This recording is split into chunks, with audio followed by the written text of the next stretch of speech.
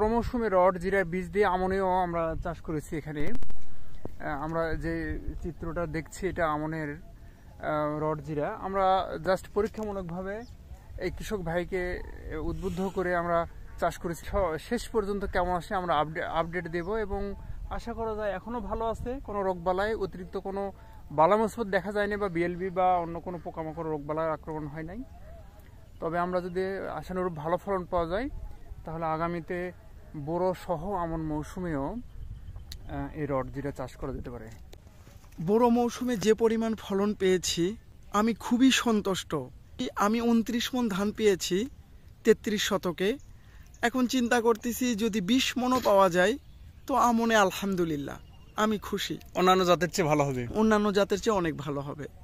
মানুষ বিভিন্ন জাতের ধান রোপণ করেছে, তাদের চাইতে ভালো আছে এখন পর্যন্ত।